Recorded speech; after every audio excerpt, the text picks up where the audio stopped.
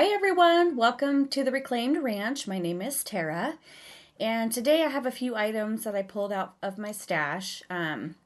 This is a little shoe polisher box, and it's in fairly good condition. The wood looks good, and the finish is kind of coming off, and it's missing a base part. So we're going to go ahead and just remove that other one.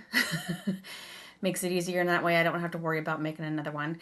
And that piece was kind of cracked down the middle, so I'm going to take my brad nailer and just put a few brad nails in to help keep that down. And then all that glue and stuff, I'm going to just take my little hand sander and just smooth it out because I'm going to be painting over it. So it really didn't have to be all the way down. And so I'm going to go in with some of the Darbond glue and accelerator. A lot of times when my big pieces of wood or boxes have these cracks, I fill it in with that glue and I put that accelerator on, and then it hardens completely and keeps it from cracking any further. So I make sure to have it filled enough, so I'm going to go in the second time to have a raised part over it, and then I take my finger sander and sand down to a smooth surface again. That way I know that crack's completely filled with that glue. And now I'm going to be going in with Fusion's Coal Black, and I'm going to paint the top and the front and back and bottom. And the two sides I'm going to actually paint white because we're going to go in with a really cool decoupage paper. Well, I don't even know if it's a decoupage paper, but a friend of mine gave it to me, and it's old antique shoes. So I thought it was perfect for this little box. I did have to go in with 2 coats of the coal black just to get full coverage.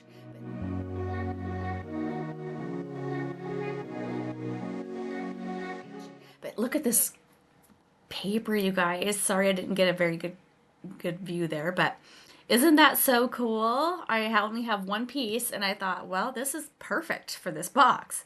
So I'm going to go ahead and cut it down, and I'm just putting it on the bottom of it, and then I'm going to finish the top in black. I was going to cover the whole side, but then I thought, I think it looks better just with the bottom done. So I'm going to be using my Fusion's Decoupage Medium, and I do a starter strip, and then I keep working my way down using my hand to push out those air bubbles as we go. And then I always use my heat gun after that to get out any more air bubbles. And then I put a sealer top of the decoupage medium over the entire top there. And then I'm going to do that on the other side as well.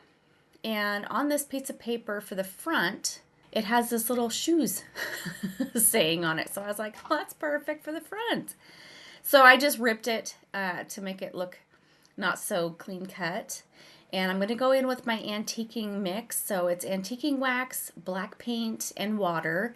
You just mix it to your own consistency to see what color you like the best.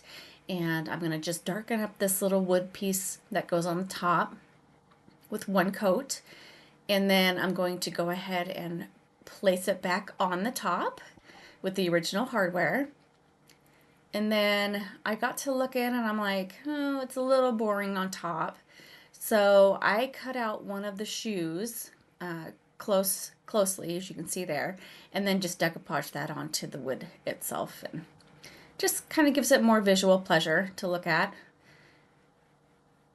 And then you always want to seal it with your decoupage medium after you get it on there and let it dry. I did take my finger sander and just kind of lightly distressed the edges that were sharp and brought some of that dark tone or the wood tone back out.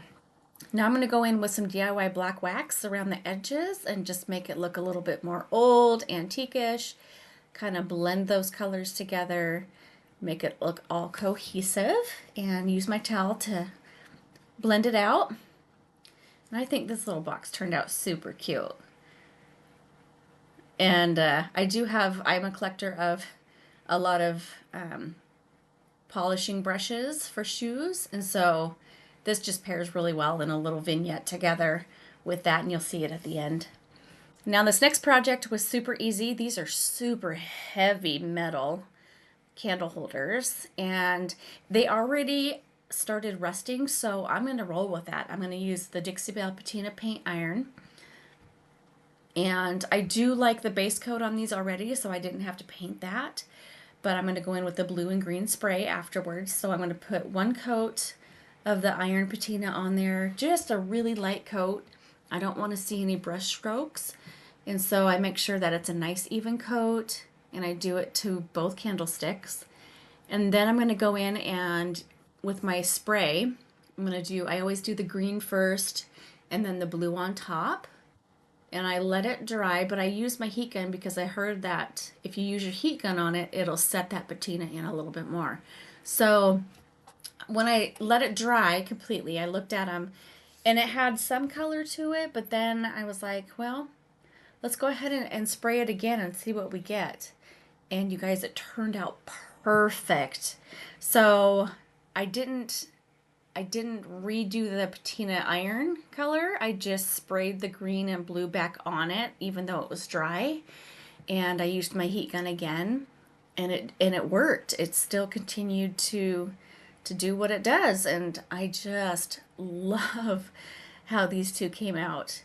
I can't wait for you to see them at the end of the video. But you'll have to let me know what you guys think. And honestly, I can't remember where I got these. I think I got them at a thrift store. But I can't remember which one. So this last project for today's video is this little green metal tin. And when I opened it, I was like, oh, there's first aid stuff in here. We're going to make this a first aid box. How perfect. So that just, it was awesome. I was like, what am I going to do with this little green box? And then I opened it up and I'm like, ah, it's a first aid kit. So I went ahead and used my little baby wipes to clean it up really well, get all the dusty stuff off. And those little stickers, those are original because I had to scrape quite a bit to get those guys to come off of there.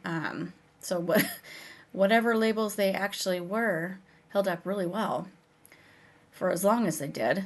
So after I got it all scraped off there, I'm going to use my IOD's stamp set called Apothecary Labels because it's very small letters. And see these two little ridges right in the front? It's perfect. I'm going to put first on one side and aid on the other, and then I'm going to paint a cross on the top.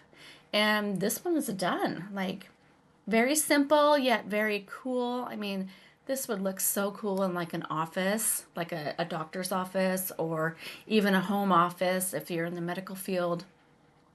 Displayed with some old medical like stethoscope or, you know, different doctor things. I think it would be really, really cool. So here we go, guys. Look at this box. Isn't that awesome? I just think it's so cool. And see, I have this old brush here, and it's just fun to display things like this. And opening it up, the wood looks great. And so let me know what you guys think about, you know, what's your favorite project for today's video.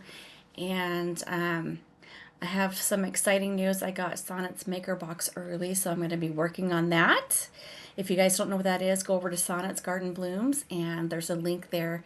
It's a creative maker's box. So hope to see you guys soon, and I'll be back here on Tuesday with another video. Take care, guys. Bye-bye.